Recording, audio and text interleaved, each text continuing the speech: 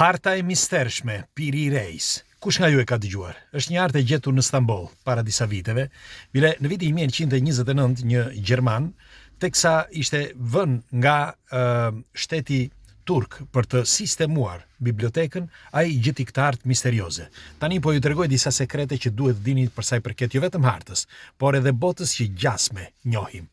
Ndiqeni këtë material me kujdes, kush është rastësisht si gjithmonë, nuk ju kushton asgjë, i bëni like faqes. Faleminderit të gjithëve. Në vitin 1929, pra ky gjerman, një studios gjerman, teksa po rregullonte hartat ose bodrumet e një biblioteke në Stamboll, gjeti një hartë misterioze. Një hartë që i përkiste një komandanti turk. I quajtur, i thoshin, ai e kishte emrin Ahmet, por i thoshin Piri i Reis. Është një hartë që sipas gjasave është ndërtuar është krijuar harta në vitin 1513. Por ka një problem, sepse kjo hartë tregon në mënyrë eksakte kontinentin e akullt, Antarktidën. Kur ne e zbuluam një ekspedit ruse, e zbuloi krejt rastësisht Antarktidën në vitin 1820.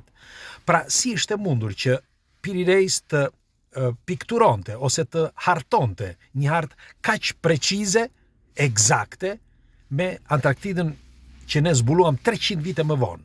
Si? Bile, do t'ju them, nuk është vetëm ky sekreti ai që më i dukshëm, por është një tjetër sekret i padukshëm që do ja u them. Atëre, janë gjetur disa harta të tjera, nuk e di e dini apo jo, por janë gjetur dhe harta që në Amerikën Latine, që tregojnë jo vetëm kontinentin amerikan, por edhe Evropën në Amerikën Latine. Dhe këto janë bërë harta të skalitura në gur. Dhe këto harta janë kaq precize sa që nuk e keni iden. Tani, ne e dim që gurët nuk mundet që të dim se kur janë skalitur, nuk mund ta gjesh, sepse edhe përbërësit që e kanë skalitur, pra metali, është e përvështirë që ta datosh se sa kohë ka. Por, në disa nga këto shpella, ku janë gjetur këta gur, kanë gjetur edhe disa metale. E dini se sa datojnë metalet? Mbi 6.000 vite. Po, por prisni se ka një problem tjetër. Harta Piri i Reis tregohet që ashtu siç e tregonte vet Piri i Reis, tregonte që ai kishte kopjuar hartën e tij nga një hartë tjetër. Një hartë që sipas gjasave ishte e viteve 900. Disa këtë gabojnë me llogaritje, disa duke thënë që bëhet fjalë për kalendarin musliman të viteve 900. Jo, Piri i Reis thoshte që e kishte kopjuar nga një hartë që vinte nga vitet 900. Tani, ka një problem, sepse në qoftë se e ka kopjuar nga një hartë tjetër, do të thotë edhe nëse këto harta që thuhen për shembull edhe në Amerikën Latine që janë gjetur që janë 6.000 vjeçare, ka një teori tjetër të Piri i Reis që thotë që dikush tjetër thotë që Piri i Reis kishte shkruar në një shënim që kjo hartë mundet të ishte dhe harta e dal nga Atlantida, jo nga Antarktida, por nga Atlantida, pra nga Atlantida e humbur.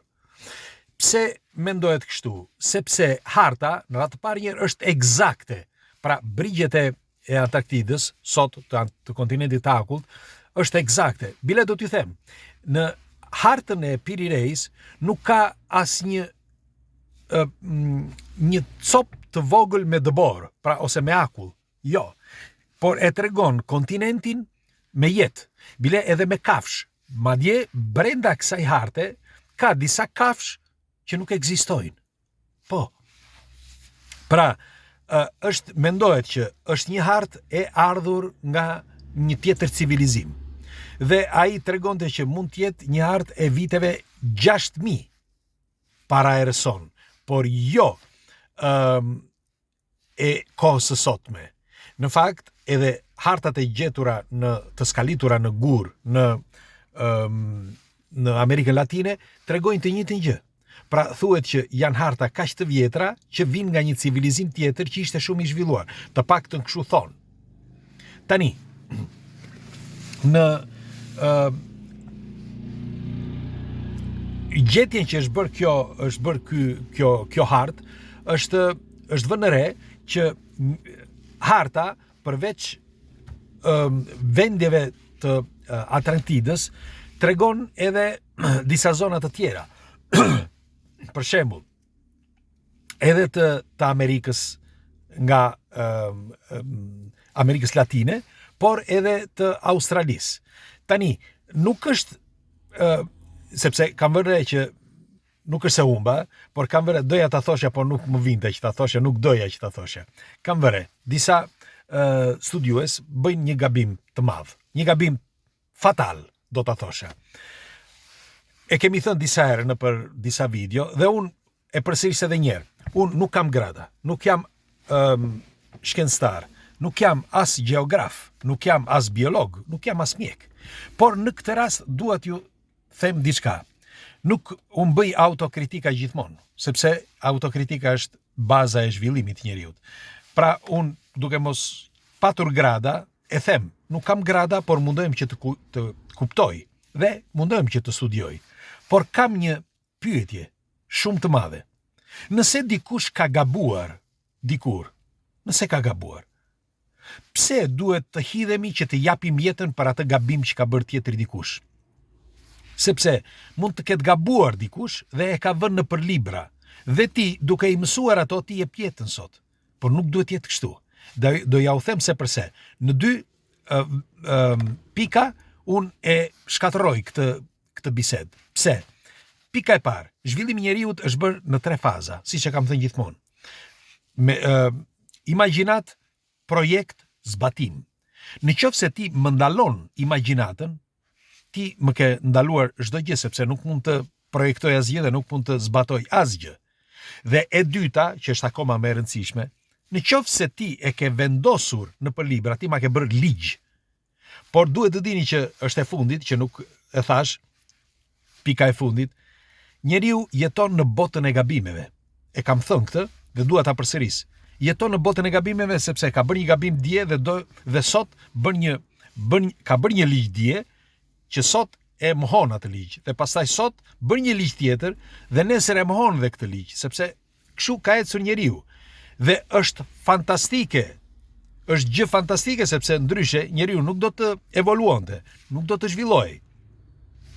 Por nëse nuk e marrim për bazë pikërisht këtë zhvillim që ne jetojmë në botën e mohimit, pse mos të besojmë që është dikush ka gabuar? Dikush mund të ketë gabuar. Nuk po e them tani që ka gabuar këtu apo nuk më intereson, po mund të ketë gabuar, pse mos ta marrim për të vërtetë? Pra, pse mos të themi që dikur mund të ketë qenë një civilizim më i zhvilluar, ose gjithë bota ishte tepër e zhvilluar, u shkatërrua dhe filloi prapë nga e para.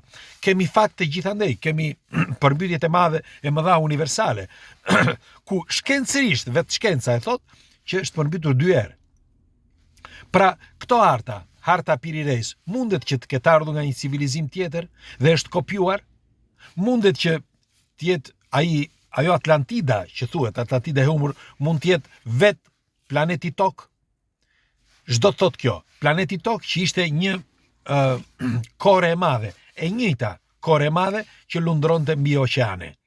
Dhe pastaj me kalimin e kohës u shpërbë, pra u përhap, u ça dhe u bën kontinente, u formuan kontinentet e tjera, dhe në qoftë se kjo zgjati kohë, padyshim krijoi probleme të rënda.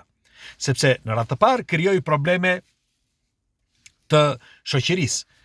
Duhet të dini që e kemi thënë gjithmonë atë që ne jetojmë në një zinxhir, secili bën punën e vet dhe të gjithë së bashku jetojmë në një zinxhir të tërë. Dhe nëse kaputet zinxhiri, padyshim do kaputet çdo gjë, çdo copë e tij, sepse janë të lidhura njëra me tjetrën, ne jemi të lidhur.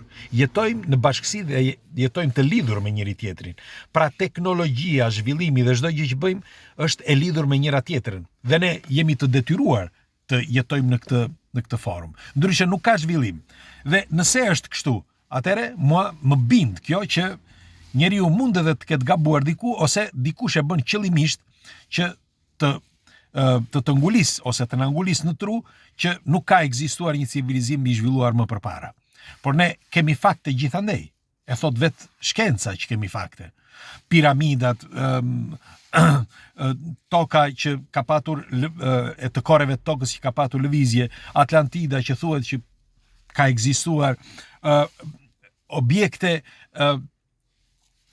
opart të quajtura kështu, që janë objekte të pa, që nuk duhet të ekzistonin dhe ekzistojnë, etj.